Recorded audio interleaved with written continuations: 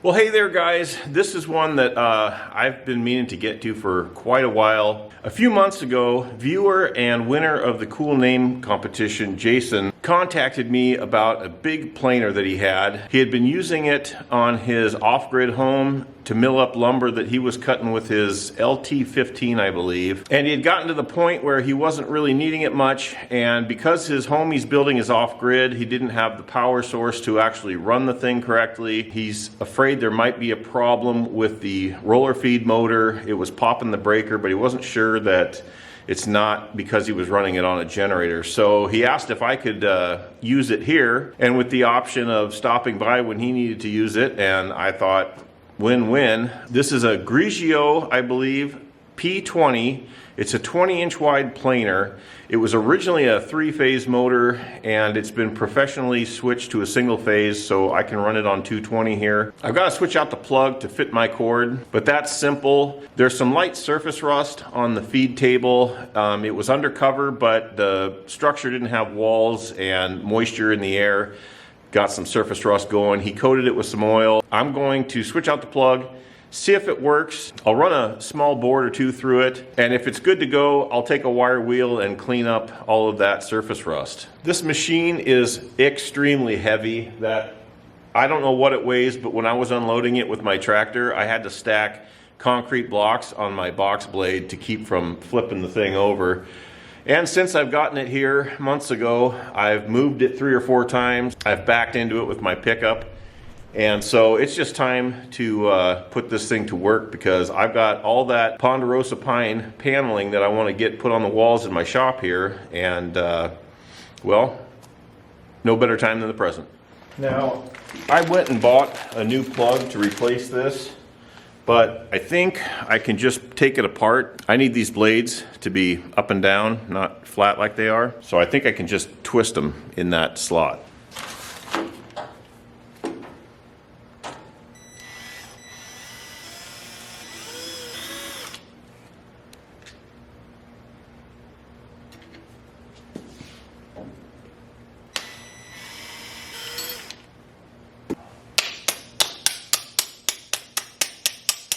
Have to switch out this post for a narrow one, which I don't have a spare of, so I'm going to have to open this package anyway.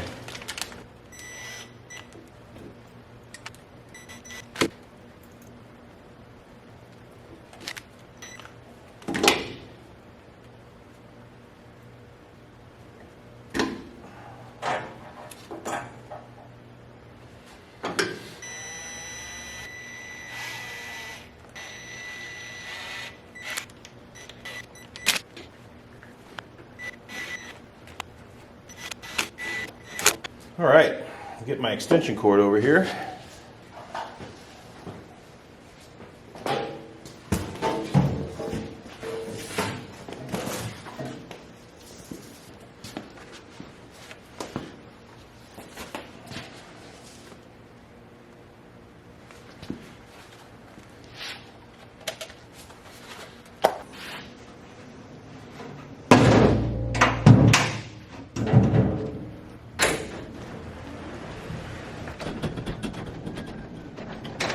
Well, it's plugged in. Basically, you've got a main power shut off, your roller feed motor on and off, and your cutting head on and off. This is up and down, and then you've got fine adjust up and down on this dial. But yeah, I think it's time to turn it on and hope for the best. Let's see if we can raise that head up. That's a good sign. Let's see. I should find something to send through this first. 1 5/8. No, yeah, 1 5/8.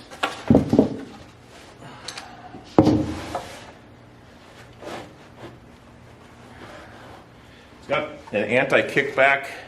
It's got fingers all along that are anti-kickback, and yeah, they won't even let me pull it out, so let's try that again. There we go.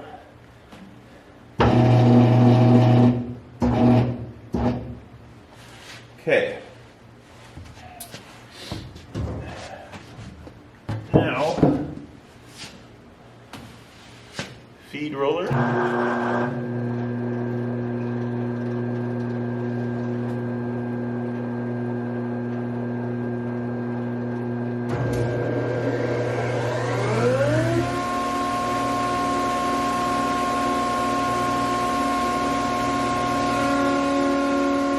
Safety glasses.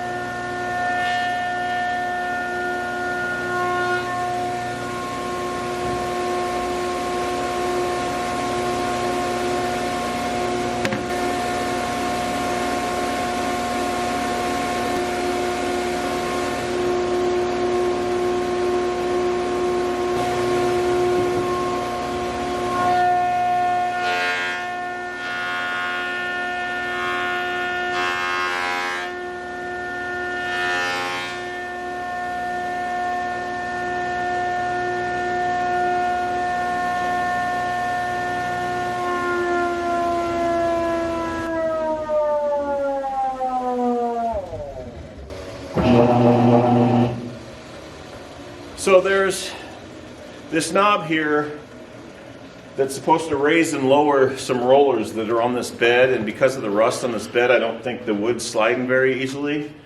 And it doesn't look like those rollers are raising up and down. I'm going to look into that a little more.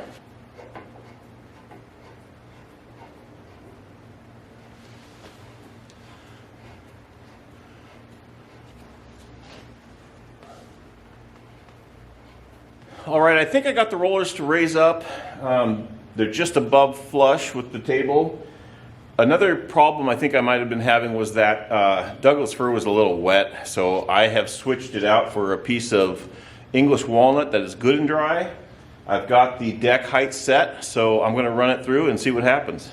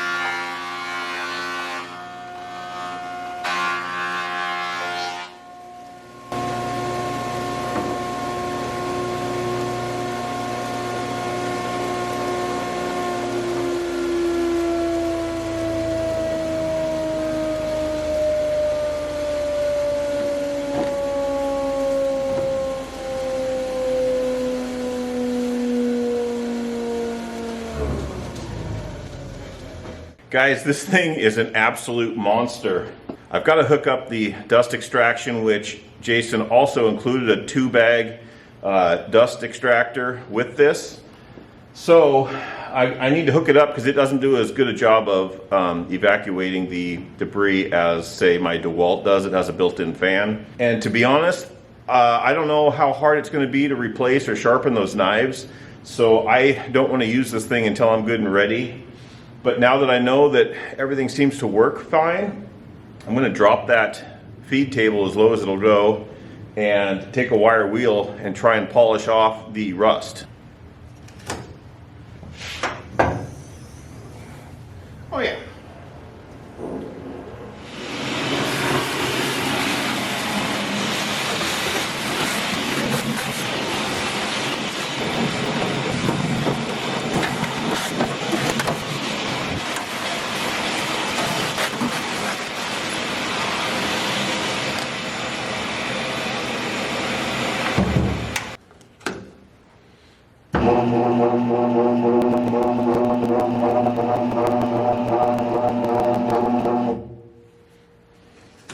All right,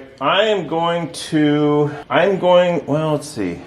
I'm going to get a soft bristle wire wheel or two for my 4-inch angle grinder to go ahead and clean that off. I think what I've got is going to be a little too aggressive and I don't want to scratch that surface up. We'll be back in 2 and 2.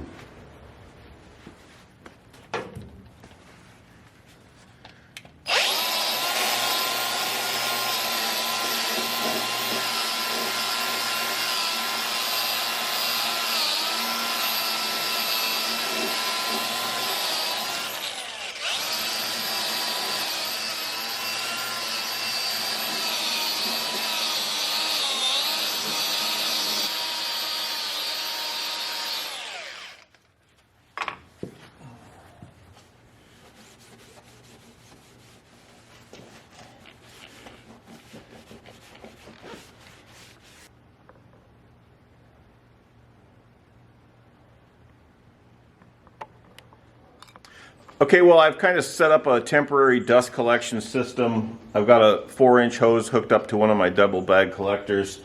I want to run one of those Ponderosa boards through just to, just to see how it comes out.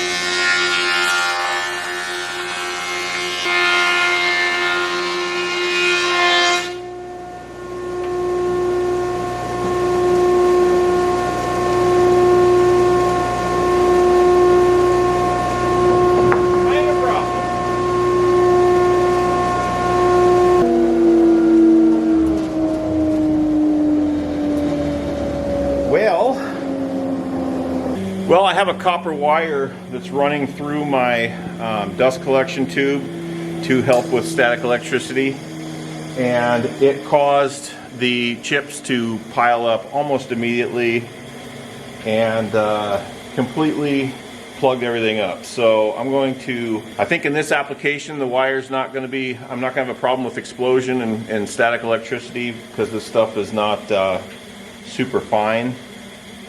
And it is just a test, but I think I'm definitely going to have to hook up a larger hose for this in the future. That 4-inch just isn't cutting it. Okay, I pulled the copper wire out of the vacuum line. If you don't know, static electricity is generated by the particles moving through a plastic hose like that, and they can cause explosions. You either got to use a metal pipe that's grounding the machine to the vacuum, or something like this that will tie the two together. I don't have really high expectations because I think this thing just generates too much material for that 4-inch line, but we'll try her one more time. I may have to get like a cyclone container cleaning system that doesn't actually pull this much material through the vacuum itself, because it's also plugging up at the vacuum. All that said, I'm going to fire it up again, see if we can get a board through it. I'll take a little bit smaller pass this time, and we'll just see what happens. Well,